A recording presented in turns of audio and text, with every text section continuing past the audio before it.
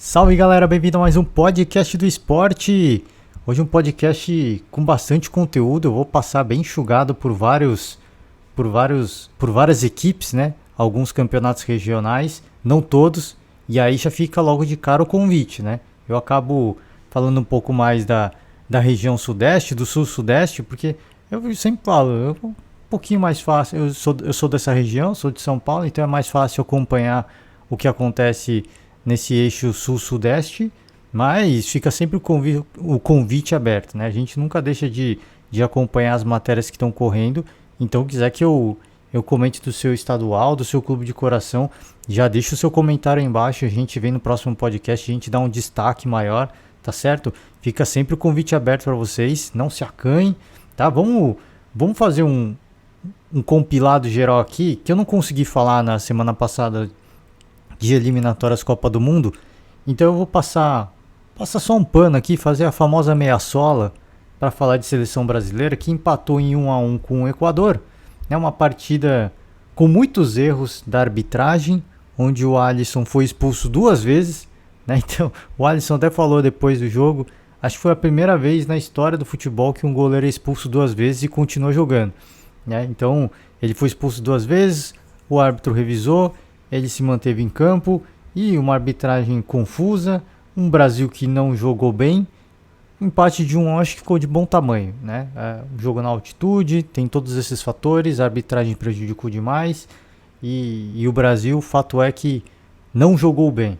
E não é de hoje que o Brasil não vem jogando bem, né? Não é o Brasil, eu acho que a gente tem que destacar sim os números da seleção brasileira, é uma invencibilidade que chama atenção, que é importante para a gente destacar o trabalho do Tite, mas se temos recordes, né, se temos invencibilidade, também temos futebol feio. Né? E o que se espera, obviamente, da seleção brasileira é um futebol um pouco mais bonito. A seleção brasileira do Tite, ela já jogou partidas muito boas e partidas muito ruins, isso é verdade. Né? Mas é uma seleção brasileira que ela é muito mais focada em resultado do que em futebol.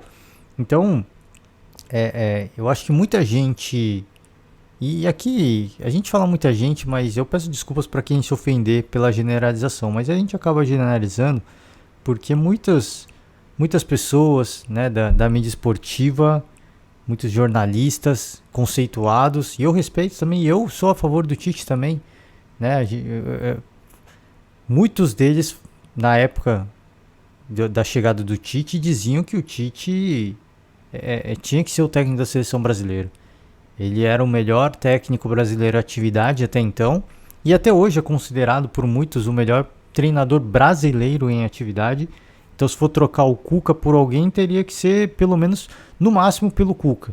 Né? Não teria outro treinador brasileiro com um perfil tão vitorioso de momento, tá? Se for avaliar o currículo, a história, tem tantos outros treinadores, né? O próprio Felipão, o Luxemburgo, a história, o currículo desses caras falam por si só. Né? Mas hoje, em questão de momento, né? Pensando no futebol que se joga hoje, no tal do futebol moderno, se é que a gente pode dizer assim, se é que a gente pode usar esse termo, que eu também não acho muito legal, o Tite está entre os melhores, né? Junto com o Cuca, talvez. Esses são os dois melhores treinadores hoje, tá? E aí não quero desrespeitar de forma alguma a história de alguns treinadores, né? O Felipão é pentacampeão, ele dispensa comentários, né? Então, mas o futebol praticado pelo Felipão hoje, muita gente concorda e eu também, que não cabe, né? Se a gente pensar no futebol de resultado que se joga na Europa hoje, a seleção brasileira do Felipão, pelo menos, iria ser tranquilamente engolida, né, por uma seleção europeia. Porque é um futebol mais quadrado, né? É um futebol mais mecanizado. É um futebol que é voltado para resultado. E o Tite traz esse perfil para a seleção brasileira também. Né? Deixando um pouco de mescla, um pouco mais de liberdade, pelo menos pro Neymar. Liberdade essa que a gente, por exemplo, não vê no Vinícius Júnior. E eu não sei se é por falta de liberdade ou se é porque o Vinícius Júnior está sentindo a pressão, o nervosismo de vestir a camisa da seleção, a camisa amarelinha. É que no caso foi a camisa azul nessa partida. Mas não, sinceramente não dá pra gente saber, né? O fato é que a seleção é essa, ela joga voltada a resultado, o Tite convoca os jogadores da sua confiança, a gente questiona algumas convocações, obviamente, mas e eu faço coro com todos os jornalistas, os apresentadores, os críticos que criticam essa postura do Tite de focar a sua convocação quase que inteiramente voltado para a Europa, né? E algumas semanas atrás o Rafael Sobis chamou muita atenção por uma declaração ali, né? Bastante polêmica, muita gente o criticou, o julgou e cá entre nós, né? Apesar da a gente fazer uma média, a gente criticar, a gente tentar ver a coisa boa do futebol, né? O lado esportivo da coisa, a gente sabe que tem muito dinheiro envolvido, né? Se a gente parar para pensar o Paulinho, não estou falando que houve esquema com o Paulinho nem nada disso, hein? Longe disso, hein? Eu só vou usar de exemplo para mostrar como ir para a seleção é um bom negócio. O Paulinho jogava na China. Ele fez uma boa Copa do Mundo e foi pro Barcelona. O Paulinho fez e foi puro talento do jogador. Eu não estou aqui falando que houve negociação, fizeram esquema pro Tite convocar o Paulinho, nem nada disso. O Paulinho tinha que estar na seleção de fato. A Paulinho até hoje é um baita de um volante, né? Se a gente quiser um jogador com a característica do Paulinho, se houvesse um treinador que quisesse um jogador com a característica do Paulinho na seleção, ele ia ter que convocar o Paulinho, porque ele talvez seja um dos melhores no que ele faz, né? De ser o volante e elemento surpresa. Talvez o Paulinho seja um dos melhores. E talvez, dependendo do treinador, tivesse espaço na seleção ainda. Então eu estou usando, por exemplo, uma fato que aconteceu de um jogador que estava jogando no mercado periférico, foi para a seleção, jogou muito e foi para um grande clube europeu. Agora você imagina, e eu também não estou querendo falar que tem esquema com um jogador ou outro, mas é só para você imaginar. Imagina que o Gabriel Jesus, que possivelmente vai ser um dos convocados para a seleção brasileira, imagina se ele vai para a Copa e ele estoura, né? E algum clube, que seja da Espanha, que seja da própria Premier League, que seja da França, da Alemanha, decide tirá-lo do Manchester City. Imagina a bolada que o Manchester City vai ganhar com essa negociação. Então, de novo, não estou querendo dizer que não tenho prova disso, mas são coisas que acontecem no meio esportivo e não é só no futebol, né? Eu falo do futebol porque a gente está falando de futebol aqui, mas são coisas que acontecem no meio esportivo que todo mundo sabe o que acontece. Então, o caso do Sobis é uma coisa que assim, todo mundo sabe o que acontece, mas aí todo mundo prefere acreditar em unicórnio, prefere acreditar em Saci Pererê. A gente sabe o que acontece, né? Então prova. Não tenho como provar. Eu não vou provar aqui. Por isso que eu tô falando, eu não tô cravando. Eu só dei uma ideia de uma negociação que é possível, porque o Gabriel Jesus ele é talentoso. Eu não tô aqui questionando o talento do Gabriel Jesus, mas ele não vive o seu melhor momento. Então você imagina, em relação a negócios, a grana, o quanto que um Manchester City poderia ganhar com uma transação do Gabriel Jesus, né? E isso só seria possível com uma grande atuação na seleção brasileira. Então, essas coisas que é o que eu falo, a gente critica a convocação, a gente fala, o Tite não olha para o futebol brasileiro, é claro que ele olha, né? E eu tento fazer aqui, trazer o lado bonito da coisa, né? Tentando fazer um cordel encantado de criticar o Tite por não olhar o futebol brasileiro. Ele olha para o futebol brasileiro, mas a gente sabe que tem muita coisa por trás, e não estou falando que ele está envolvido em esquema nem nada disso, não é isso que eu quero dizer, não estou aqui questionando o caráter nem nada disso. Agora a gente sabe que a CBF, né, recentemente, não só recentemente, né, nos últimos, não sei quantos anos a gente pode dizer, que a gente pode puxar do passado, tantas gestões ruins, são tantas gestões, e você vê, né, todos os ex-presidentes aí envolvidos, o Marinho tá preso, se eu não me engano, né, o último ali, escândalo do assédio sexual. Então a gente vê que a CBF já não é uma santinha, né, e a influência que isso tem em cima de um de um ambiente de seleção, de uma convocação, a gente não sabe o peso que tem, né? Claro que o Tite tem os seus jogadores de confiança e sem dúvida ele tem, né? Mas eu repito, a gente faz a nossa crítica imaginando que o futebol ele é justo, ele é ético e ele é o cenário bonito, perfeito, né? Mas a gente sabe que não é. Por isso que eu não critiquei tanto. Eu acho deplorável a atitude do Rafael Sobis, né? De, de, de, de não jogar bola para não rebaixar o clube que ele torcia, que no caso era Internacional, ele jogava pelo Cruzeiro. Eu acho deplorável a atitude, mas eu não vou ficar recriminando o atleta por ele falar uma verdade, né? Porque todo mundo sabe que isso acontece e tantas outras coisas sujas no futebol e no esporte como um todo, a gente sabe que acontece e a gente prefere fechar os olhos, né? A gente detona quem fala. E eu acho que tem que ser criticado, mas eu não julgo o jogador por falar uma verdade e ainda foi por uma. Foi injusto, foi antiético, foi, mas pelo menos foi por dinheiro, né? Tem tantos outros aí que fazem por dinheiro, é muito pior, né? E a tal da mala branca também, né? De receber uma grana pra ganhar jogo, pra ganhar título. Quando é grana, aí todo mundo acha legal, né? Não, mala branca, beleza, porque o jogador vai ganhar mais dinheiro, mas é a mesma coisa. O jogador tá recebendo um salário para ele ganhar jogos, para ele ganhar títulos. Então, você tem que dar mais dinheiro pro cara fazer o que ele precisa fazer.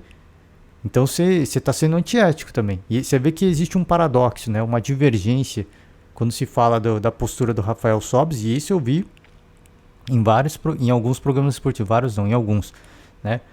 A postura do Sobis é condenável. Agora, a mala branca é antiético, é falta de caráter. Agora, a mala branca não, né? Depois quando chama de mercenário tá errado. Então eu não tô aqui querendo falar que eu acho que merece, né? Se o jogador ganha, se o time ganha um título, acho que merece uma bonificação. Até porque o prêmio, a premiação do título traz muita grana. Eu acho que merece, né? Porque são vários fatores envolvidos. Não é só treinar todo dia, não é só se dedicar todo dia. É a pressão no dia do jogo, né? A torcida. Cara, tem uma série de fatores. Se tiver chovendo, vai prejudicar. Final da Libertadores ventando muito, vai prejudicar. Então eu sou a favor dessas coisas também. Mas existe um paradoxo, né? Quando a gente critica uma coisa, a gente acaba meio que se contradizendo em outras coisas, né? Se é antiético o Rafael Sobis não jogar o seu 100% todas as partidas, então também é antiético o jogador que só jogar para receber o bicho, né, a mala branca. Então é a mesma coisa, né? Mesma coisa não, mas assim, o cara não tá fazendo aquilo que ele tá sendo pago para fazer. Ele não tá honrando a camisa, ele não tá respeitando o torcedor e as cores que ele tá vestindo. Ah não, só vou jogar mais, só vou dar mais sangue se pagarem o bicho. Se não pagarem, vou jogar o meu normal. Vou jogar 50%, eu não vou para dividida, eu não vou para todas as bolas, né? Então, essas coisas que a gente fala. E eu pego esse exemplo, por exemplo, da seleção brasileira, eu pego isso para ilustrar, por exemplo, uma convocação da seleção brasileira, que a gente sabe que tem muita coisa por trás, né? E eu falo, às vezes não é nem culpa do Tite, né? Ele é refém de uma confederação que a gente sabe não é de hoje, muita corrupção, né? Como muita coisa no Brasil. Então, lamentavelmente, né, a gente continua criticando, a gente vai continuar criticando algumas convocações, a gente vai continuar falando que o Tite não olha para o Brasil, mas ele olha, né? Ele olha. O problema é que tem outras coisas por trás, né? E são coisas que talvez não esteja no controle dele, né? Agora, o futebol sim está no controle dele. O futebol jogado dentro de campo sim está no controle dele, né? E o que a gente vem vendo, pelo menos se pegar as últimas partidas da seleção, não agrada. Não agrada. Assim, se vai ter chance na Copa do Mundo, não vai, né? Eu, com muita dor no coração, jogando dessa forma, não vai ter chance alguma na Copa do Mundo, tá? Porque se tivesse essa invencibilidade e não tomasse gol nenhum, porque vamos combinar, todo o respeito a todas as seleções, né, da América do Sul, mas o Brasil, se quer ganhar a Copa do Mundo contra clubes europeus, não pode se dar o luxo de tomar gol de uma seleção sul-americana. Então, se fosse essa invencibilidade toda sem tomar nenhum gol, aí eu ia falar, poxa, não tá jogando bem, mas caraca, os caras não tomam gol mesmo. Os caras não tomam. Pra uma seleção europeia fazer gol no Brasil, os caras vão ter que suar sangue. Agora não, a gente olha, toma gol do Equador, né? E, e não quero tirar o mérito da seleção equatoriana. Não é isso que eu tô querendo dizer.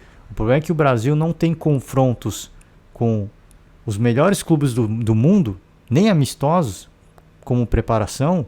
Então não tem como a gente ter parâmetro nenhum, né? Se a gente for usar como parâmetro o continente sul, a América do Sul, só dá para comparar com a seleção argentina, que o Brasil perdeu a final da Copa América. Então a gente já faz a gente presume que a seleção brasileira não está pronta. Ah, teve erro de arbitragem, teve toda aquela comoção pela morte do Maradona e tudo mais. A seleção brasileira, alguns jogadores, imagino eu, também nem questionaram, né? Pô, meio que uma homenagem póstuma, a consagração do Messi e tudo mais. Mas se a gente for analisar friamente o resultado, já que é isso que a seleção brasileira do Tite é uma seleção para resultado, de perder para a Argentina, mostra que a seleção brasileira não está pronta para enfrentar os grandes clubes europeus. Porque a seleção argentina, sim, essa é um parâmetro de nível europeu. Se joga futebol de nível Europa, não. Mas em termos de jogadores se equipara. Como a seleção brasileira é também. Então é essas coisas que a gente olha, a gente se pergunta, eu vejo muito debate, muita discussão, e o meu veredito nesse momento, a seleção brasileira está pronta para ganhar a Copa do Mundo? Não está. De longe a seleção brasileira está pronta para ganhar uma Copa do Mundo, de longe. E a seleção argentina, em termos de organização tática, pode ser até inferior, mas o que a gente vê de garra, de entrega, é muito acima do que a gente vê, por exemplo, na seleção brasileira, né? A seleção brasileira é muito mecanizada. É muito mecanizada. A gente não vê muita emoção, né, de vestir a camisa da seleção brasileira. Então talvez a seleção argentina tenha até mais chance que a brasileira. Porque não é só uma questão de organização tática. Entra muito mais coisas dentro de campo, né? E a seleção argentina, pelo menos, tem esses fatores humanos que é necessário para você virar um jogo quando o adversário te pune. E aí o Brasil não tem. A gente não vê emoção quando a gente vê o Brasil entrando em campo, né? Desculpa, mas não vê. Uma seleção apática, robotizada. Vê se a gente visse o Vinícius Júnior indo para cima, driblando, mesmo que perdesse todos os dribles, né? Mas que você visse vontade, você visse gana, né? Mas isso a gente não vê. Então por isso que a gente fala, é coisa do Tite, é ele que fala, ó, fica nesse esquema, joga desse jeito que você vai para a Copa do Mundo. Ou é o jogador que sente o peso, a pressão de vestir a camisa da seleção, não sei. Porque hoje, sem o Neymar, o que a gente presume é que o Vinícius Júnior seria o cara do drible, né? O cara diferente, o cara do improviso. Mas não é isso que a gente vê. E aí existe tanta expectativa de ver o Vinícius Júnior com o Neymar jogando. E a grande verdade é que se isso acontecer, o Neymar vai ser o único cara com mais liberdade. E aí eu vejo, muitos começam a falar, mas o Tite está estragando o futebol do Vinícius Júnior, né? Que ele cumpre uma função tática que não condiz com o que ele joga no Real Madrid. Mas se o jogador como o Vinícius Júnior, que é dito como uma das maiores promessas, talvez dos brasileiros, se pegar todos os brasileiros, o que tem hoje a maior chance de ganhar o melhor do mundo é declaradamente o Vinícius Júnior. Se esse cara desse nível não tem a personalidade de entender que em alguns momentos do jogo ele vai ter que sair do esquema do Tite e ir para cima do adversário e improvisar, sinto muito. Então esse não é o cara que a seleção tanto precisa. Entendeu? Às vezes se critica tanto o Tite, e eu acho que tem que ser criticado em algumas coisas, mas às vezes os jogadores também, né? É um conjunto de coisas, né? Por isso que eu falo, não é só um, é um conjunto, né? E se o Tite pode estar errado em algumas coisas, numa convocação, num modo de jogar, falta aos jogadores a personalidade, cara, que vá pra merda, que se exploda o Tite. Eu vou jogar porque eu preciso jogar pela seleção. Eu tô vestindo a camisa do meu país e eu vou deixar tudo dentro de campo. Nem que eu tenha que sair do esquema tático, e os outros que se virem. Porque é assim que funciona quando o Neymar tá em campo, né? Alguns jogadores se sacrificam, se desdobram um pouco mais, porque o Neymar vai sair mais. Ele vai deixar um pouco mais exposto. Então existe espaço para isso, porque o Neymar não tá jogando. Existe espaço para que alguém assuma essa posição. Mas aparentemente ninguém quer assumir, entendeu? Então não é só a questão do Tite. Eu falo, a gente, o que tem que ser criticado tem que ser criticado. Mas eu acho que também não é só a questão treinador, né? É questão jogador também. Então fica essas coisas para se pensar. De novo, não tô acusando ninguém de nada. Não tô falando que tem gente envolvida em mutreta nem nada, até porque não se tem prova disso. Eu só falo que assim, existem coisas no mundo que a gente sabe que existe. Por mais que não precisa ninguém ficar falando. Não precisa ter prova. A gente sabe que existe, né? E a gente não é inocente. A gente só não fala porque ninguém tem prova, né? Mas a gente sabe que existe, né?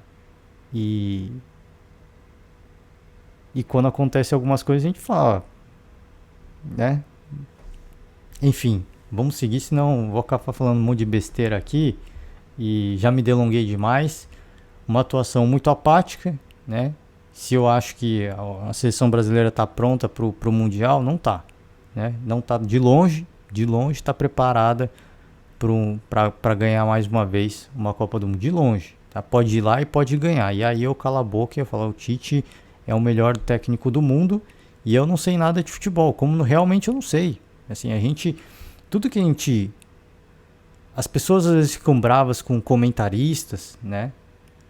Com jornalistas, mas tudo que um comentarista, um jornalista, tudo que esses caras fazem para criticar o futebol, para projetar, imaginar quem que vai ganhar uma final, é tudo baseado no histórico, né?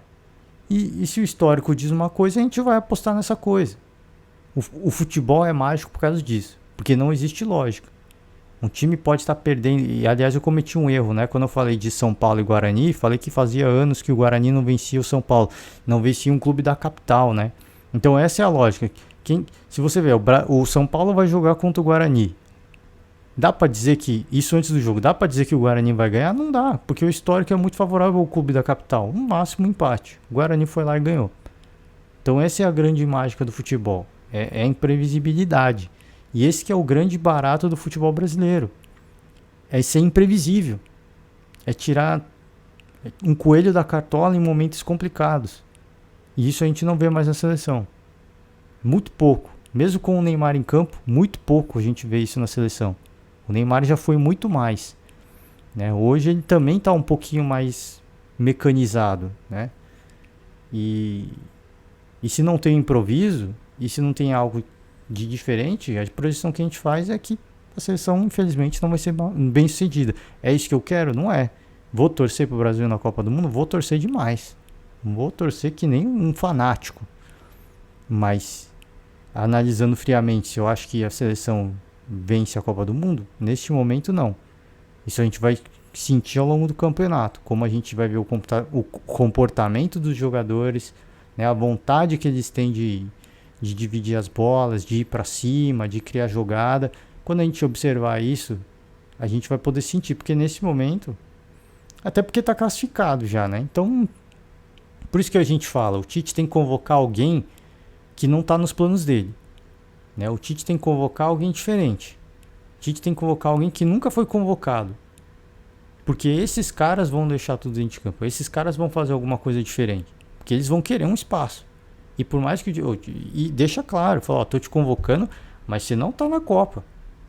Você não tá na Copa. Agora sim, se você fizer uma exibição absurda, você pode ter espaço. Existem algumas vagas. Mas neste momento não. E o que você acha que os caras vão fazer? Vão querer arrancar uma vaga. Os caras vão querer um espaço. Eu não sei se o Tite não faz isso também por medo, né? Porque, putz, aí eu vou ter que deixar o Coutinho fora. Às vezes pode ser isso também, né? Pode ser. O Coutinho é um cara de confiança do Tite, né? Aí de repente ele convoca um. Vamos usar de exemplo, ele convoca um Rafael Veiga, o Rafael Veiga estoura, aí ele vai falar, putz, e agora, o que eu faço? Vou ter que deixar o Coutinho de fora, né? Pode ser isso também, a gente não sabe, né?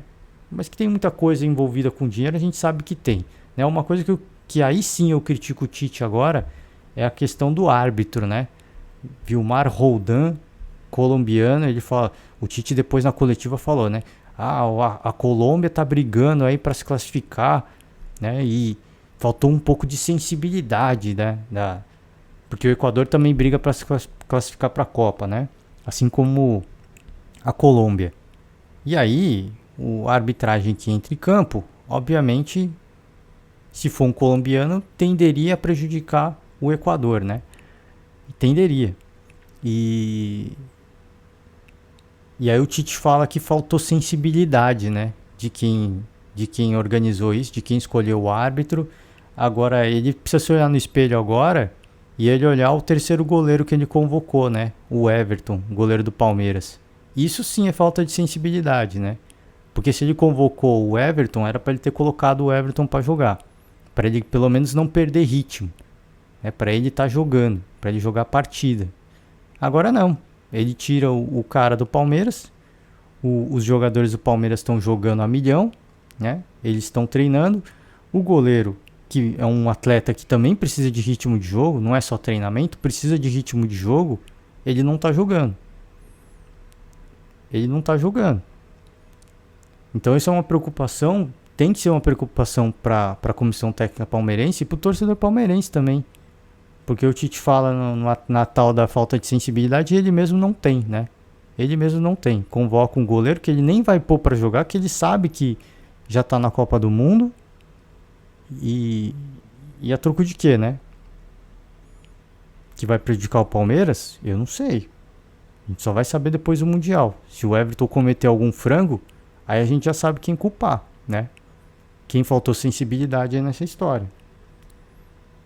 Essa sim eu critico o Tite, porque ele fala dessa questão da falta de sensibilidade e ele mesmo faltou um pouco de coerência, né? Faltou um pouco de sensibilidade. Ele podia ter convocado o Everton, sem dúvida, mas se é para convocar o cara, então põe ele para jogar. Que todo mundo sabe que o Alisson vai ser titular. Então põe o cara para jogar. Mas, enfim, é a tal da hipocrisia, né? É a tal da hipocrisia. Vamos seguir, pular brevemente aí pelos estaduais, já acabei me delongando seleção brasileira, era para eu falar só 10 minutos de seleção, já é quase meia hora.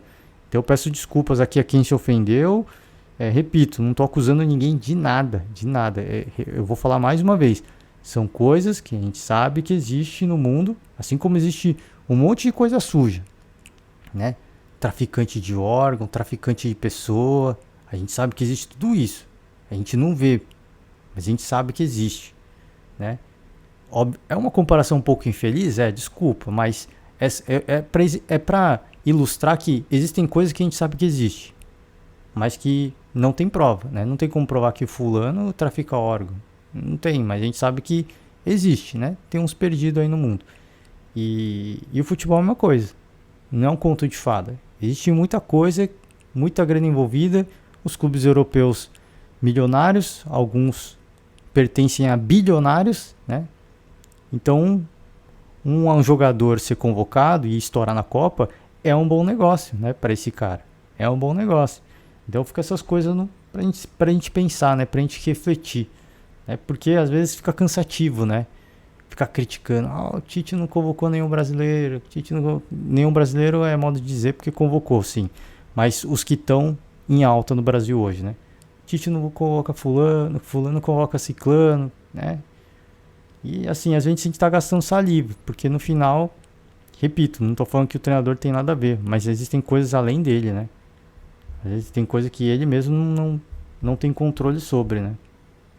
Porque vai muito além dele. Então, enfim, coisas pra gente refletir, falar um pouco de estaduais.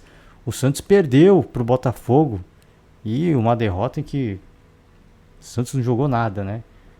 Tá difícil o início do ano do Santos, perdeu o Marinho, o Goulart ainda não pode estrear, ainda tem problemas burocráticos para o jogador ser inscrito. O Fábio Carille ainda não é o treinador, né? Porque está se recuperando da Covid. E pode ser que o Fábio Carille venha pro banco aí, pro comando técnico na próxima partida. O que pode mudar, não muito, né? Não muito, porque agora é treinamento. Mas o início de temporada do Santos é um início para ficar preocupado, tá? Assim como foi o Paulista do ano passado, que o Santos quase foi rebaixado. É mais um Paulista para o Santos se preocupar com o rebaixamento, sim. Porque as duas primeiras partidas, é de chorar, cara.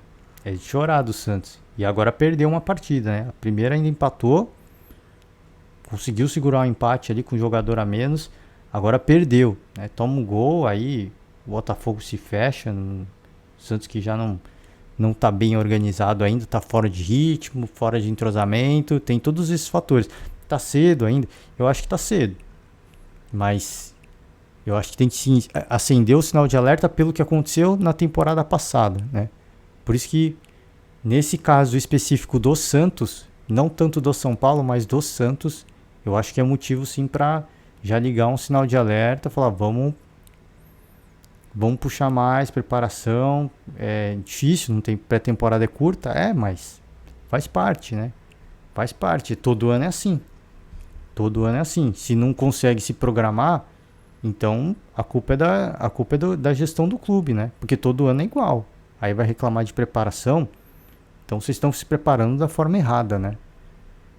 Então eu acho que, repito, eu acho que ainda é um pouco cedo pra gente julgar, nem vou me ater tanto aos fatores, eu vou me ater mais ao resultado, né? Porque um empate, uma derrota agora, o histórico do ano passado, o Santos não está jogando bem. Eu acho que são sinais de que a equipe tem que sim acender um sinal de alerta. Desespero? Não, de forma alguma. Mas um sinal de alerta sim. Mas o Goulart não está escrito, o Fábio Carille também é outro desfalque, tem tudo isso. Por isso que eu falo, tá no começo, né? Vamos analisar com cuidado. Talvez depois de uma quarta partida, aí sim eu vou falar, olha, agora é tudo ou nada, né? É tudo ou nada. Mas nesse momento eu acho que ainda é pro torcedor, se possível, claro que o torcedor é fanático, é apaixonado, mas se possível, dar um pouquinho de tranquilidade, porque a equipe precisa, né? Falei, o principal contratação ainda não tá jogando, o treinador ainda não conseguiu jogar com a equipe. Então é assim, a situação do Santos fica ainda pior por esses outros desfalques, né? Mas eu acho que tem tudo para entrar nos eixos à medida que entrar o Goulart, o Carille também tiver sequência. Eu acho que tem tudo para... Não vai ser o Santos goleador? Eu acho que não, até porque é o Fábio Carille que é o treinador. Vai ser um Santos mais retranqueiro. Mas que é um treinador movido a resultado, isso sim. Então eu acho que tem tudo para conseguir ajeitar o time. Agora, precisa ter sequência, né? Os caras estão fora ainda. Isso que é complicado. Isso que dificulta ainda mais, né? A vida do Santos. Falar de Palmeiras, o Palmeiras empatou em 1-1 com o São Bernardo. São Bernardo conseguiu frear aí o embalado Palmeiras, mas foi um Palmeiras pro torcedor que fica, o que aconteceu? Não aconteceu nada. O Palmeiras entrou com o time reserva, tá? Os jogadores que jogaram as duas primeiras partidas tiveram um descanso, né? O Dudu, se eu não me engano, nem foi relacionado, por exemplo. Então o Abel Ferreira fez as suas experiências, né? E mostra que o Palmeiras tem um time titular muito forte, né? Porque o time reserva é triste, cara. Sim, alguns jogadores a gente fica chateado de ver jogando. O principal deles, o Gabriel Menino. Eu não acho que ainda é, né? É um garoto com um potencial enorme, com um talento absurdo. O jogo que ele fez contra o River Plate lá na Argentina, assim, foi algo de um craque, né? Foi algo digno de um craque. Mas aquela foi a única... Talvez eu acho que aquela tenha sido a última grande partida do Gabriel Menino no Palmeiras, porque depois ele sumiu, né? E aí fala-se muito no Endrick agora, né? Aí que entra a tal da blindagem, né? De saber trabalhar com o jogador. Porque agora acho que cabe à gestão palmeirense blindar o Gabriel Menino. Né? O menino se perdeu. Ele se perdeu. Pô, você sobe da base e ganha um bi da Libertadores, imagina o assédio né? Não só de, de fãs, né? Mas, pô, de gente querendo ser amigo, da mulherada, seguidores na rede social. Pô, isso é coisa que a gente vê, por exemplo, o Neymar. Ele é um cara muito antenado e às vezes ele, né? A gente imagina, pelo menos, né? Que tenha em algum momento, pelo menos o Neymar, eu não posso dizer, só o jogador pode dizer isso, né? A gente, mas observando a vida dele, a carreira como se desenhou, ele também ficou. Como é que é o termo? Qual é que é a palavra?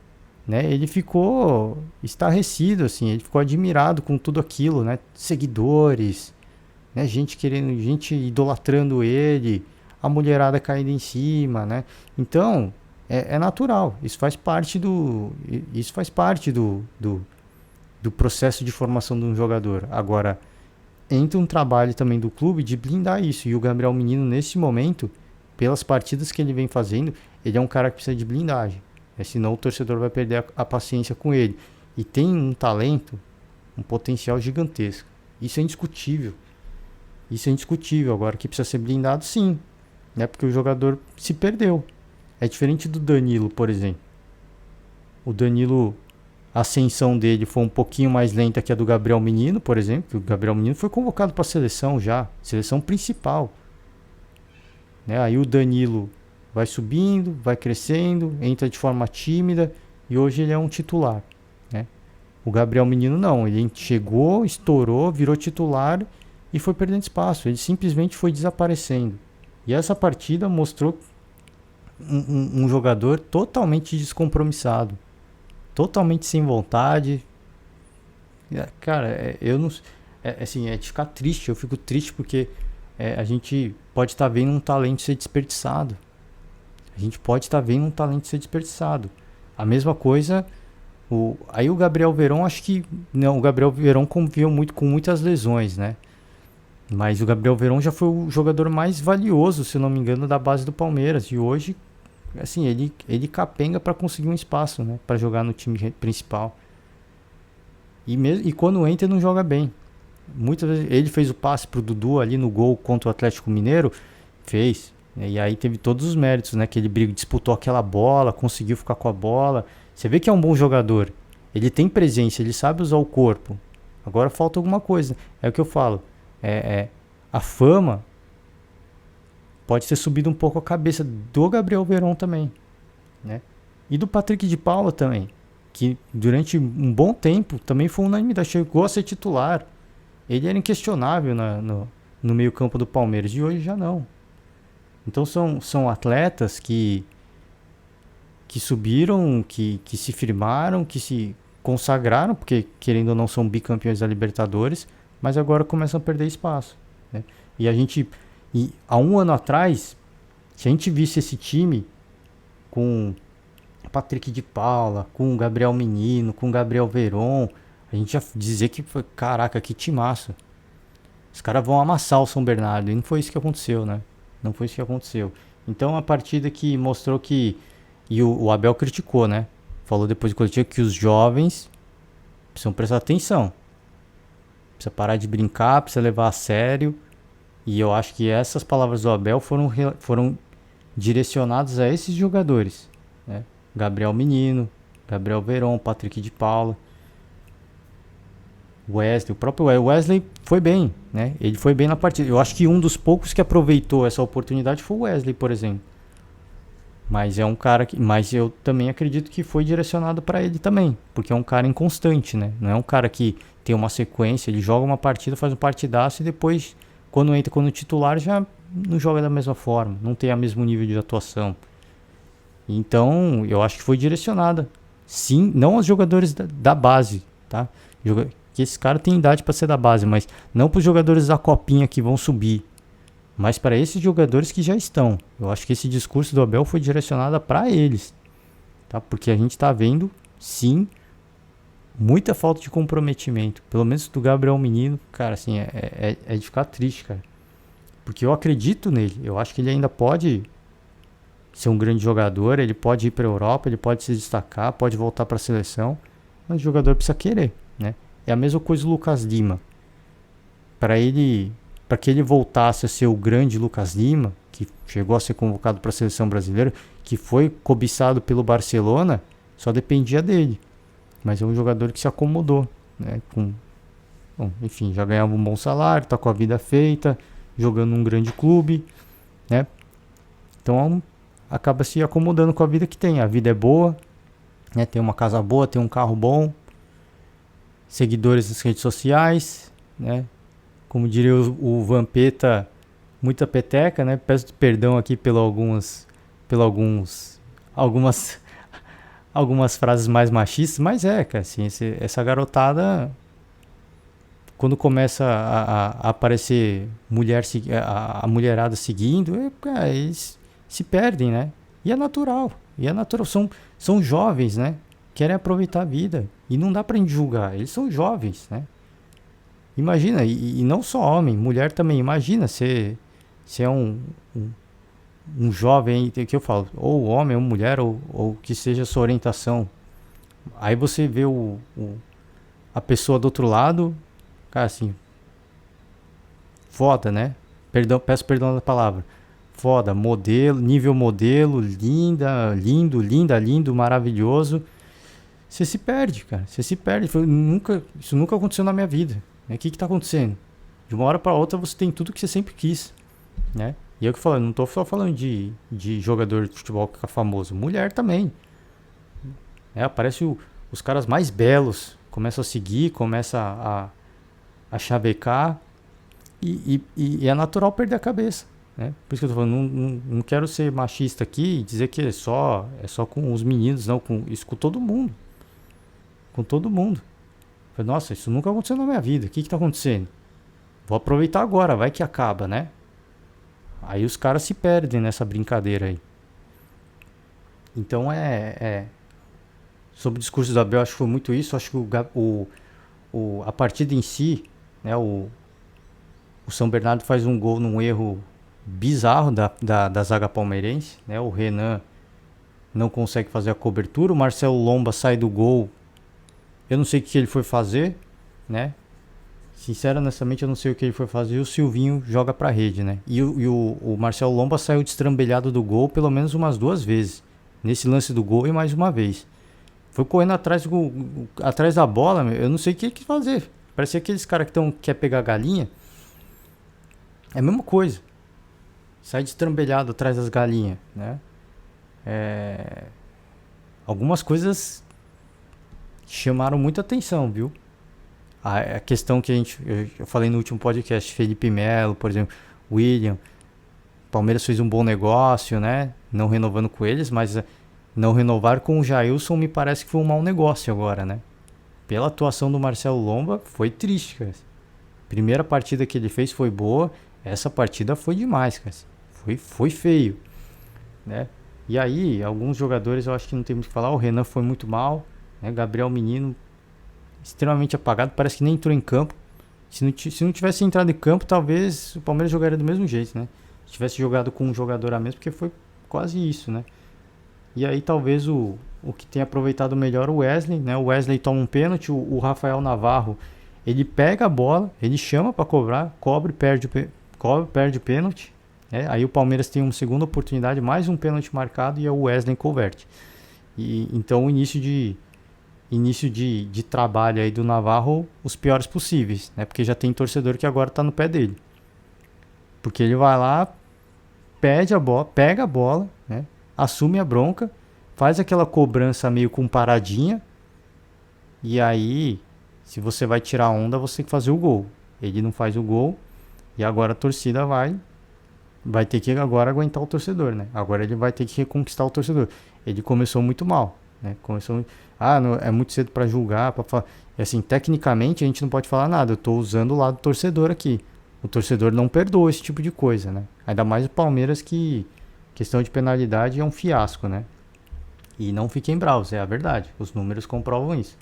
As últimas decisões de penalidade do Palmeiras é algo absolutamente cabuloso. Para não dizer vexatório, né? É vergonhoso. Então, início com a torcida, pelo menos, né? Início do futebol, acho que ainda é muito cedo para falar absolutamente qualquer coisa do Rafael Navarro, mas início de relacionamento da torcida já começa muito ruim, viu? Já começa muito ruim. Falar de São Paulo empatou em 0-0 com o Ituano, e o que chamou mais atenção para mim não foi a atuação do São Paulo, foi a coletiva do Rogério Ceni depois do jogo. Absolutamente desmotivado, uma entrevista, sabe bolacha, água e sal? Era o Rogério Ceni nessa coletiva. Cara, sem vontade, cara, não tava bravo, não tava feliz, não tava triste. Sabe aquela pessoa que entra num lugar, você nem percebe, ela sai, você também nem percebeu que ela passou por ali? Era o Rogério Ceni, né? E aí, a mensagem que isso passa pra gente é que se o treinador tá assim, como é que o time vai melhorar, né? Porque tá no começo. Eu acho que tá muito cedo pra falar alguma coisa de São Paulo. O time vai ganhar entrosamento, é um time renovado. É um time que precisa de rodar. A gente vê isso com o Fluminense também. É um time que vai precisar de sequência. Agora, se o treinador tá desse jeito, não sei não. Eu não sei não. E já tem torcedor com hashtag fora Ceni, né? Algumas hashtags fora Ceni. É um absurdo, né? Eu acho que é um dos maiores absurdos. É a mesma coisa que o torcedor palmeirense quando critica o Abel, né? O cara é bicampeão da Libertadores, meu. Dá uma moral pro cara, né? Pelo menos agora. O Rogério Ceni, um cara super vitorioso como treinador, como jogador nem se fala, pedir a saída dele agora. É algo assim, que não, eu não consigo entender. Eu tento me colocar na pele desse cidadão e eu não consigo entender. Eu não consigo, eu consigo me colocar na pele de um, peço perdão aos terraplanistas, mas eu consigo me colocar na pele de um terraplanista e entender algumas teorias dos caras, né? Eu consigo me colocar na pele de um antivax, de um cara antivacina, e eu consigo entender alguns pontos de vista. Não concordo? Não concordo, mas eu consigo entender algum ou outro ponto de vista, né? Porque é assim, a gente só cresce como ser humano quando a gente se coloca no lugar do outro e tem que entender, tá, por que essa pessoa é assim? Deixa eu entender, deixa eu estudar o universo dessa pessoa. E algumas coisas você entende porque que ela pensa daquele jeito. Mas um cara que pede pro Abel, depois de um time ser bicampeão da Libertadores, ficar pedindo o número 9, ficar criticando o Abel, aí agora o Rogério Ceni pedir fora Ceni, cara, assim, é uma coisa que eu já tentei fazer esse exercício, tá? De me colocar na pele do cidadão e eu não consigo entender. É algo que não me entra na cabeça. Não entra na cabeça, mas enfim, né? Depois reclama que o clube tá na situação que tá, né? Se continuar desse jeito, são mais 10 anos aí sendo coadjuvante, né? Desculpa o torcedor que ficar ofendido, mas essa aqui é a verdade. Tá preocupado, gestão tá preocupada com o estatuto. Torcedor tá preocupado se vai usar o tal do Trica ou não. Pedindo pro Rogério Ceni sair depois de 2 empates no Campeonato Paulista. Desculpa, a sina do São Paulo, se continuar desse jeito, é mais 10 anos de coadjuvante. Né? E eu repito, eu peço perdão ao torcedor. Eu não sinto nenhuma alegria em dizer isso. Não sinto nenhuma alegria. Mas é isso. É tudo. Né? O problema do São Paulo é tudo. Quanto mais você olha, você vai chegando com. O São Paulo tá na situação xoxa, né? Nessa tiriça, essa marmota. Por quê? Por causa de tudo. Todo mundo, né? É gestão, é torcedor. Eu falei, repito, assiste a coletiva do Rogério Ceni depois dessa partida. Cara, você fica horrorizado, velho. Caraca, o treinador do São Paulo. O cara se consagrou no São Paulo. O cara falando desse jeito, mano, sem motivação nenhuma. Não sei não, cara. Eu não sei não se o Rogério Ceni não pede pra sair, viu? Não é nem o São Paulo que vai mandar ele embora. É ele que vai pedir pra sair. Não sei não, viu? Mas enfim, vamos seguir falar de Corinthians. O Corinthians venceu. Venceu fora de casa, hein? Torcedor corintiano joga sal grosso, tira a zica, né? Pra ver se sai a zica, né? Porque a partida não foi brilhante, foi uma partida tecnicamente ruim do Corinthians. De longe se assemelhou a partida que fez, por exemplo, na Neoquímica Arena, a gente vê que o torcedor jogar no estádio do Corinthians faz diferença. E isso chama muita atenção. Eu acho que é algo para o torcedor corintiano celebrar, comemorar, porque venceu uma partida fora de casa. Pode ser que um tabu esteja sendo quebrado, né? Mas preocupa a atuação, o nível de atuação do Corinthians. Porque se o Corinthians, hoje, por muita gente, até por mim, é um time que briga, pelo menos nas competições de mata-mata, é um time que entra para brigar com qualquer um nas competições de mata-mata, não tem condição você fazer um partidaço em casa e fazer um partidaço empatando, né, como foi o Corinthians na primeira rodada, depois se joga fora de casa e ganha de 1-0. Não tem condição, cara. O time não vai longe de uma competição de mata-mata desse jeito. Não vai longe. Então eu falo, pro torcedor se empolgar? De fato é. Mas tem coisas que precisam ser melhoradas ainda. E o Corinthians precisa ter uma constância. Precisa fazer uma atuação convincente fora de casa. E isso a gente não viu ainda. Com o Silvinho a gente não viu ainda. Então não dá pra dizer, o Corinthians é forte nas competições de mata-mata? É. O Corinthians está muito forte. Agora, jogando desse jeito fora de casa, qualquer time que jogar retranqueiro na Neoquímica Arena e depois vai jogar na sua casa, os caras ganham fácil. Se classificam fácil pra cima do Corinthians. A gente vai lá, joga retrancado, não toma nenhum gol, ou consegue fazer um gol de contra-ataque. E aí quando chegar aqui na nossa casa a gente ganha. Porque o Corinthians não vai jogar nada. Né? Então... E é um pênalti muito questionável também, né? O Corinthians venceu com um pênalti, foi questionável. Mas enfim, não vou entrar no mérito de julgar. O fato é que venceu. Acho que é pro torcedor comemorar, né? Joga sal grosso mesmo, vê se sai a zica, porque a atuação não convenceu, não. Eu acho que ainda o Corinthians tem muito a melhorar fora de casa. E essa talvez, mais uma vez, vou repetir, já falei mais de uma vez no podcast, esse é o grande dilema do Corinthians, né? Que o Corinthians tem um time competitivo agora, tem, né? A grande interrogação é o fator Silvinho, né? A grande interrogação é essa. Que não abre mão do seu centroavante camisa 9, o cara de área, que fez falta, que tá fazendo falta o São Paulo também, né? Muitas bolas jogadas na área. Aliás, era para eu ter falado isso e não falei. Muitas bolas lançadas na área, né? E agora que não tem o Pablo, o time decide jogar desse jeito. É umas coisas que a gente não consegue entender. Mas enfim, o Corinthians acho que precisa melhorar muito fora de casa. Pro torcedor ficar feliz, se empolgar. Já falei mais de uma vez, é tudo isso. O time jogando em casa foi legal, hein? Acho que tecnicamente faltou em alguns pontos, tem que melhorar fisicamente. O Silvinho, taticamente, ele matou o William, por exemplo. Se ele conseguir soltar mais o William, deixar o cara jogar mais, talvez o Corinthians jogue ainda mais. Mas enfim, tirando alguns fatores ou outro, a entrega dos jogadores dentro de campo, as oportunidades criadas, eu acho que é para o torcedor se empolgar sim. Mas fora de casa ainda é lamentável, né? É lamentável. É para se empolgar, mas é para ficar preocupado com algumas coisas, viu? Não é pra... Não tá nadando de braçada não, o Corinthians ainda não, viu? Ainda não.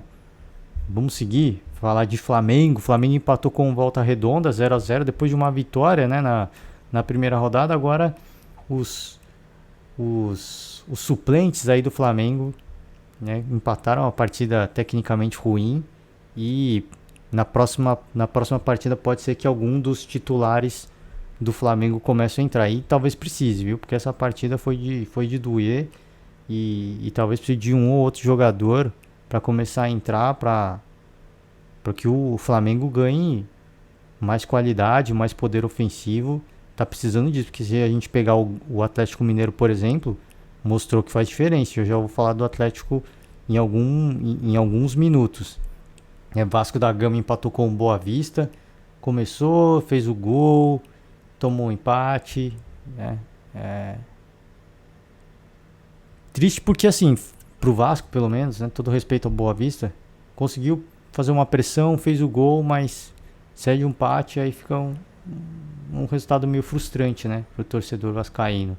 Botafogo venceu 2-0, né, consegue a primeira vitória no Campeonato Carioca, importante, né, para firmar aí essa esse novo momento do Botafogo como clube empresa é importante, né? Uma vitória e o outro clube dos grandes cariocas aí que conseguiu vencer, Fluminense.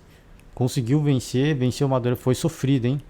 Foi suado e não foi nenhuma daqueles grandes nomes, né, do Fluminense, né, que fez o gol. Foi o John Arias que fez o gol, mas importante, assim, importante.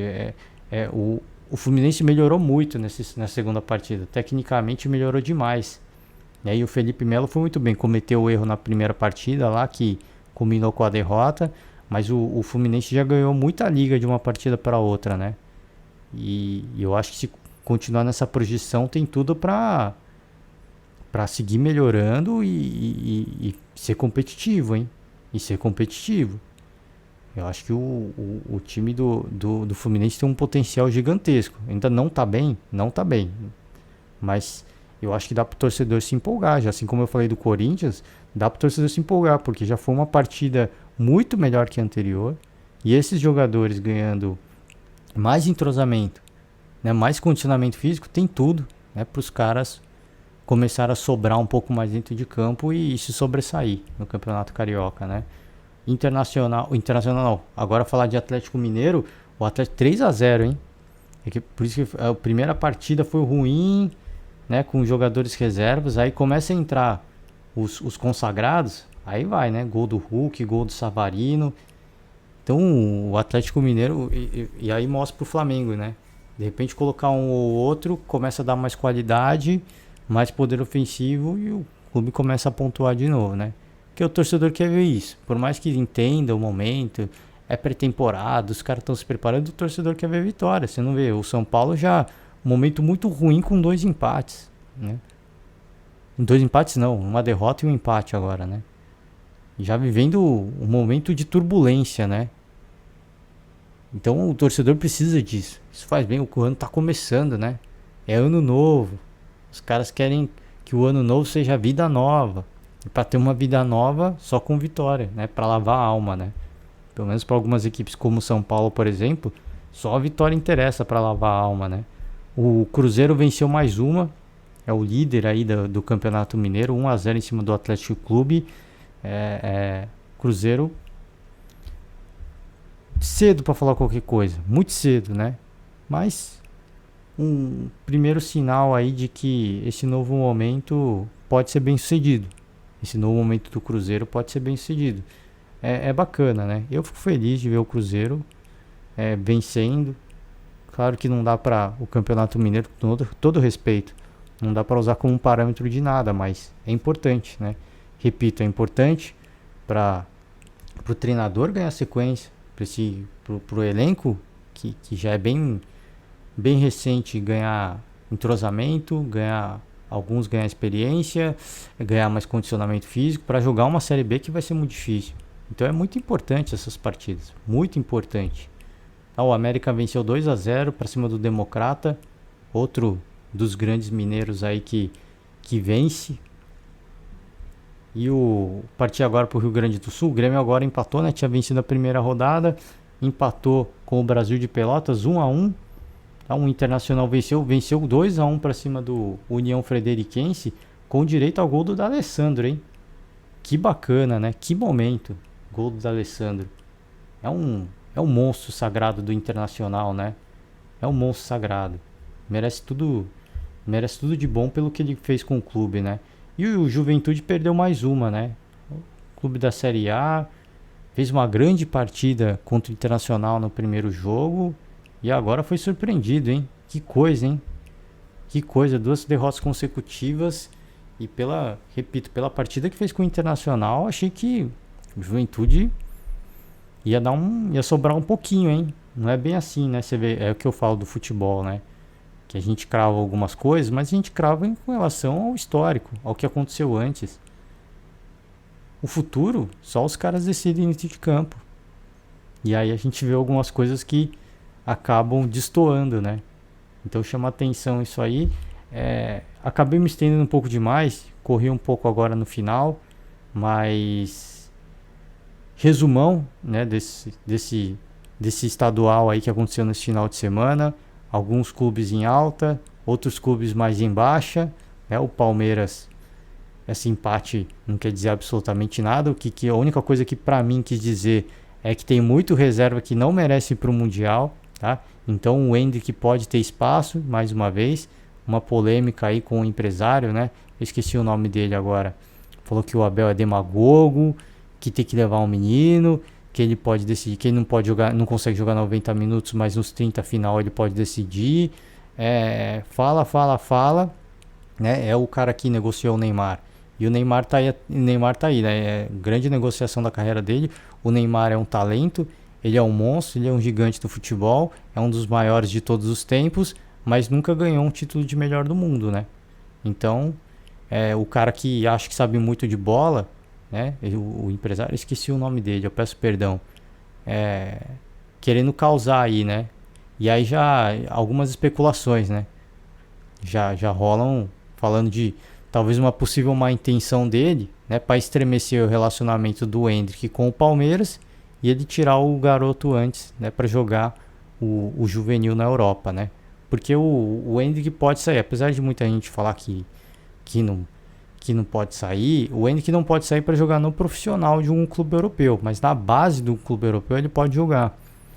Então, por mais que exista, né, e aí eu falo assim, o risco sempre existe, né? E eu critiquei aqui, por exemplo, o Fernandinho da Band, porque toda vez que falam que não, o Henrique não vai sair, ele vinha e fala, não, mas isso pode acontecer. Cara, se os caras estão falando que não vai, dá um voto de confiança pros caras. Depois se sair, você fala, eu avisei, né? Então, se os caras estão falando que não vai, não vai, né? E vão esperar para ver. Mas que tem risco, tem. E aí o empresário fazer falar uma coisa dessa e causar um certo mal-estar nesse momento pré-mundial, a gente só pode entender que existe uma má intenção dele, pelo menos pro lado dele, né, de eventualmente querer atravessar uma negociação dele com o Palmeiras, né? Então a gente não sabe, né? Repito, não sei a intenção do cara, não tô aqui para julgar, só ele pode dizer, né? Mas é o que fala, ele fala com muita propriedade de futebol e ele negocia grandes jogadores, que ele é um grande empresário, eu não tenho dúvida nenhuma. Agora, que entende de bola, aí, filho, desculpa, cara. Sinto muito, né? Que entende de negócio, você entende mais, isso não é isso. Aí eu não vou discutir. Mas querer discutir com o Abel Ferreira, acho que volta pra escola, estuda aí mais uns 10 anos, que aí acho que chega perto, né? Acho que chega perto. E em termos de futebol, não tô aqui criticando o empresário que ele é. O empresário é um monstro, né? Um monstro. Negociou vários grandes jogadores. O grande que eu falo, o Neymar, por exemplo, porque o Neymar é talvez seja do futebol brasileiro, dos mais talentosos, talvez tenha sido o último, né? Dos mais talentosos, né? Mas é o que eu falei, nunca ganhou o melhor do mundo, por exemplo, né? Então se o cara entende tanto de bola, enfim, não vou me delongar muito mais, o podcast já se delongou demais, mas é o que eu falo, para quem fala que estadual não é importante, tá aí, né? Tá aí, o Fluminense começou a primeira rodada mal, o torcedor já começou a ficar na bronca, agora ganha, dá uma aliviada, né? O São Paulo, pelo menos pensando em torcida, já vive um momento conturbado, né? Com algumas alas da torcida já pedindo fora Ceni. Então, para quem fala que o campeonato estadual não vale nada, vale muito. Vale pra caramba.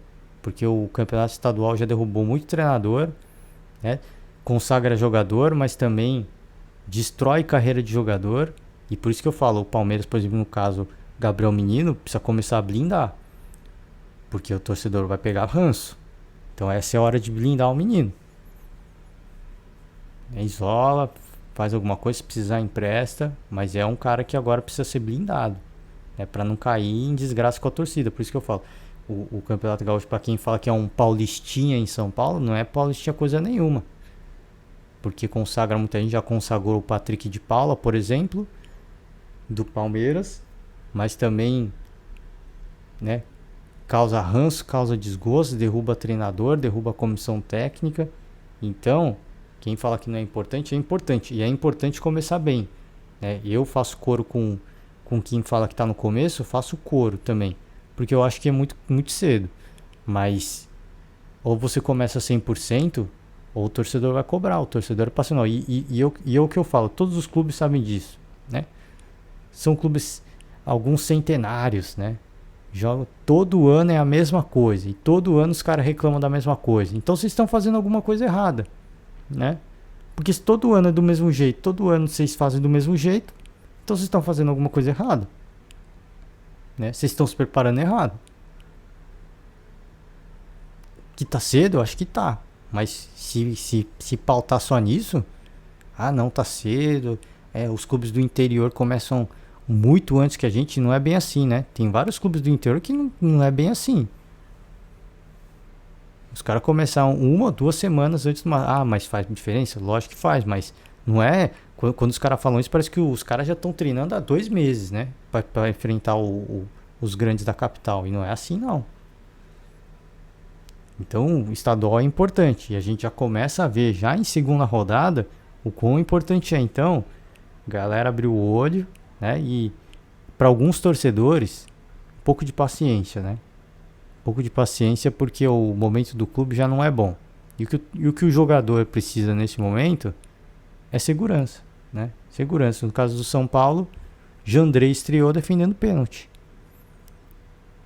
E fazendo outra grande defesa também ao longo da partida, né? Pode tomar a posição do Volpi. Pode ser uma personalidade do cara, né? Entrar e defender pênalti. Pênalti que eu acho que também é discutível, mas enfim, não vou entrar no mérito. Mas defendendo pênalti. E o clube precisa de jogadores, mais jogadores assim. Mas para que esses caras tenham sequência, o torcedor precisa apoiar. Porque se o torcedor ficar criticando, nem o Jandrei vai salvar. O cara entrou bem, entrou com personalidade. Mas se a torcida não apoiar o time, o goleiro sozinho não faz porcaria nenhuma, né? Vamos ser bem sinceros. Então, para alguns eu acho que vale um pouco de paciência. Eu sei que é difícil, é muito difícil, mas vale um pouco de paciência. E é isso, gente. Com isso eu encerro o podcast de hoje. Quero desejar para todo mundo uma ótima semana, né? Que vocês tenham uma semana fantástica, agradável, com muita coisa positiva, muita coisa boa, que o seu clube de coração vença, né? É difícil, não dá para vencer todo mundo, mas a gente torce, né? A gente torce por um melhor, para você, para sua família, para o seu clube. E fica sempre o meu convite aberto. Deixa o comentário aí embaixo. E é isso, gente. Por hoje é só, já me estendi demais. Galera, valeu demais. Um forte abraço e até o próximo podcast daqui a 1 ou 2 dias, amanhã, quem sabe? Tamo aí. Valeu, gente. Tchau.